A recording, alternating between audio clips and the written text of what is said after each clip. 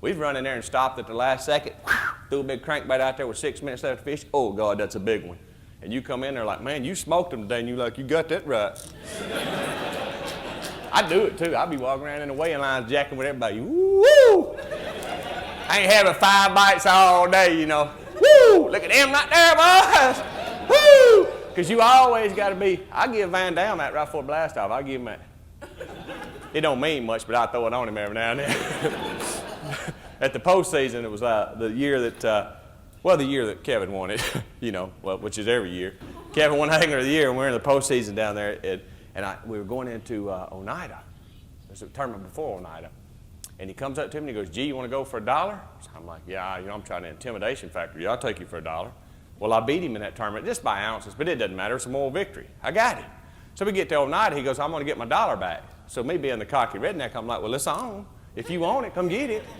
I got him again. I said, this is getting easy. Ounces, but I got him. So we go to Lake Jordan. It's the first thing of the postseason. He said, I want my $1 back. I said, well, get it, big dog. I got him again by 1 play. So now I'm $3 up on him. And I'm thinking, I am drilling this guy. He is horrible. He can't hang. And then we get to the Alabama River, and y'all all seen it on TV. He made it look so easy. And I looked so lost. I looked like Stevie Wonder in a white cane poking around out there. And he just, so I don't bet Kevin anymore. That's the moral of that story. Kids, betting's bad. I had to go a long way to get there, but don't bet on Kevin. Let's talk a little bit about Lipless Crankbaits and what they do. So all I go by is depth. When I swap Lipless Crankbaits, I'll break it down to you like just how I see it.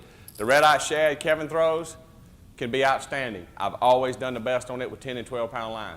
I can't throw it on big line and keep it down. So if I'm trying to fish 3 to 5 foot deep, shorter grass, Gunnersville, Toledo Bend, Rayburn, one of those lakes, to throw this bait right here, you're going to have to drop down on 10-pound fluorocarbon or 620 braid, because this bait doesn't run as deep. Now, it sounds crazy. I went to Gunnersville. I fished 2 days in a row. I'm throwing this bait on 15. I get 1 bite. I'm preparing for a little tournament up there. I swap over on tournament day, put it on 10-pound test. I got 24 pounds. I mean, it's that simple. It makes a difference on the line. The Yo-Zuri is one of the deepest running lipless crankbaits out there for the weight, for a ½ ounce.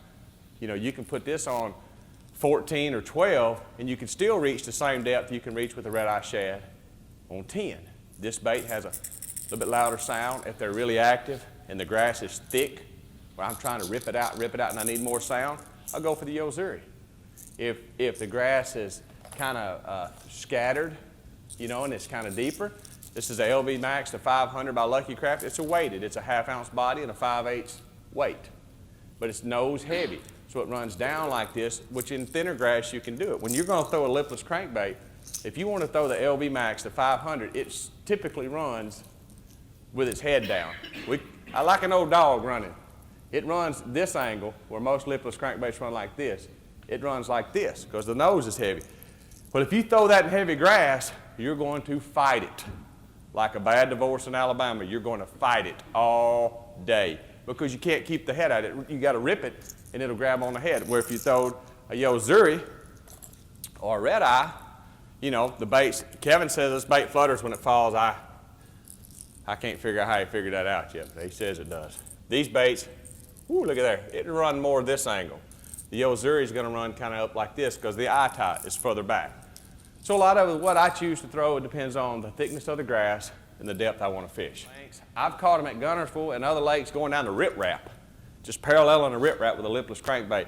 They can't stand it. I mean, if it comes by too many times, they're going to bite it. That's why when you're sitting out on lakes, whether it's the upper Chesapeake where everybody's sitting in one spot as big as this room and everybody's catching them on a lipless crankbait, it just shows you when they're there, they can't hardly stand it. They're eventually going to bite it. So kind of remember that. Don't look for vegetation. Open your broad scope of thinking of it. It's Mike Iaconelli. This is Bass U TV. Here's what's awesome about Bass U TV. You get the top instructors. You will learn things at Bass U that you will learn nowhere else. We take the mystery and the myths out of bass fishing. Real tools that help you catch more fish consistently. At Bass U TV, shoes are optional. And I like turtles. And that's why you want to check out Bass U TV. Join the Bass U family. Welcome to Bass U TV.